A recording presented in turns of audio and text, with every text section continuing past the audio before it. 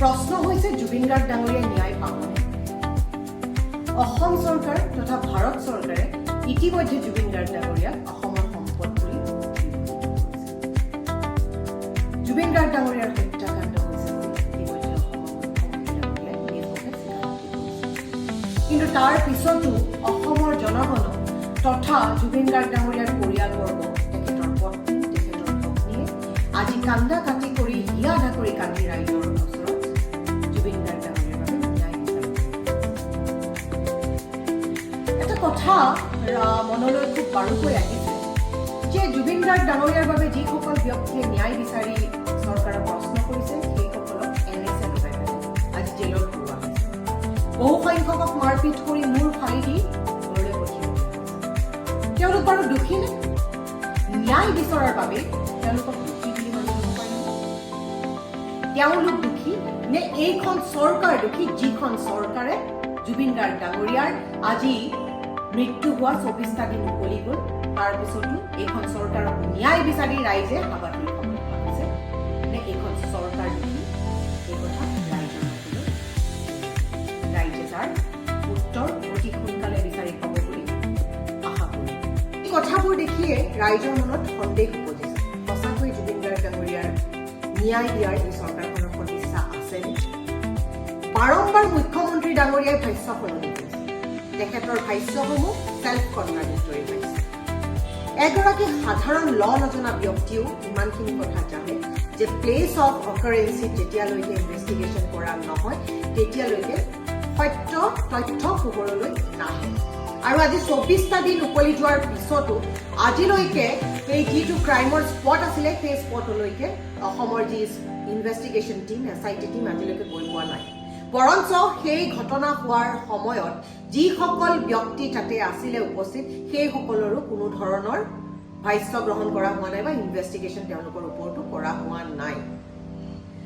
মুখ্যমন্ত্ৰী ডাঙৰীয়াই নিজ মুখেদি কৈ আছে যে তেখেতে খুব সুন্দৰ তদন্ত আগবঢ়াই লৈ গৈছে SIT টীমে, কিন্তু আজিলৈকে প্লেচ অফ অকাৰেঞ্চিত নোযোৱাটো ডাঙৰ প্ৰশ্ন হৈ পৰিছে। আৰু এতিয়া যদি যায়ো 24টা দিনৰ পিছত কি বিচাৰি পাব? আচলতে ছিংগাপুৰলৈ গৈ এই যে ইনভেষ্টিগেশ্যন, সেই ইনভেষ্টিগেশ্যন যদি কৰাৰ এখতিয়াৰ যদি এই SIT টীমৰ নাই, তেতিয়াহ'লে কেনেকুৱা ধৰণৰ তদন্তৰ টীম তেওঁলোকে গঠন কৰিছে? দ্বিতীয় কথাটো হৈছে এইটো যে ছিংগাপুৰৰ যিগৰাকী ৰাষ্ট্ৰদূত অসমলৈ আহিছিলে, আমাৰ মুখ্যমন্ত্ৰীগৰাকীয়ে তেখেতক নিজৰ খুব প্ৰিয় বন্ধু, খুব অন্তৰংগ বন্ধু বুলি বিভূষিত কৰা আমি বিভিন্ন ভিডিঅ'সমূহো ইতিমধ্যে আমি সামাজিক মাধ্যমত পাইছোঁ। তাৰ লগতে আৰু এটা কথা হৈছে, যিটো নৰ্থ ইষ্ট ফেষ্টিভেললৈ যোৱাৰ বাবে আমি আমাৰ প্ৰাণৰ শিল্পী জুবিন গাৰ্গ ডাঙৰীয়াক হেৰুৱাবলগীয়া হৈছে, সেই নৰ্থ ইষ্ট ফেষ্টিভেলৰ যদি লগোটো আপোনালোকে চাই ইণ্টাৰনেটত এভেইলেবল হৈ আছে, সেই লগোটো চালে আপোনালোকে খুব সুন্দৰকৈ তাতে লাগি থকা দুটা অশোক স্তম্ভ দেখা পাব। এটা অশোক স্তম্ভ হৈছে ministry of external affairs, government of India, আৰু তাৰে ৰাজ্যিক মন্ত্ৰীগৰাকী হৈছে আমাৰ এগৰাকী অসম সন্তান তথা জুবিন গাৰ্গ ডাঙৰীয়াৰ খুব পুৰণা বন্ধু।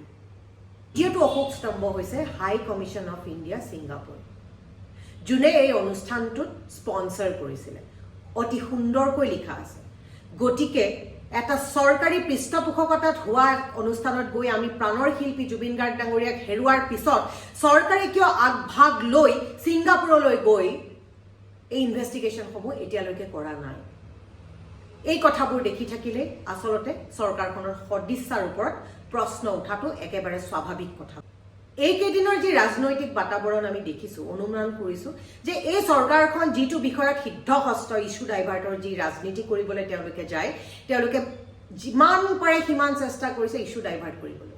কিন্তু অসমৰ ৰাইজে এইখন চৰকাৰক তেওঁলোকৰ যি এই নিকৃষ্ট মানসিকতা ইছ্যু ডাইভাৰ্ট কৰাৰ, সেই মানসিকতাত কিন্তু এইবাৰ সফল হ'বলৈ অসমৰ ৰাইজে নিদিয়ে।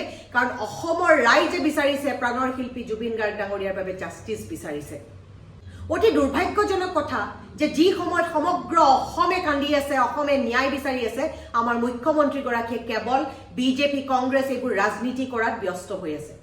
মুখ্যমন্ত্ৰী মহোদয়, আপুনি অলপ দিনৰ বাবে সকলো কথা বাদ দি, সকলো কূটনীতি বাদ দি আপুনি কেৱল মাত্ৰ জুবিন গাৰ্গ ডাঙৰীয়াৰ ন্যায়ৰ কথা চিন্তা কৰক অসমৰ ৰাইজে খুব সূক্ষ্মভাৱে আপোনাৰ ওপৰত দৃষ্টি ৰাখিছে গতিকে এবাৰ কিন্তু আপোনালোকে ইস্যু ডাইভাৰ্ট কৰিব নোৱাৰে হাৰিও যাব নোৱাৰে আমাৰ প্ৰাণৰ শিল্পী জুবিন গাৰ্গ ডাঙৰীয়াক ন্যায় লাগিবই সমগ্ৰ অসম জাগিছে আৰু অসম জাগি থাকিবই ন্যায় নোপোৱালৈকে জয় জুবিন দা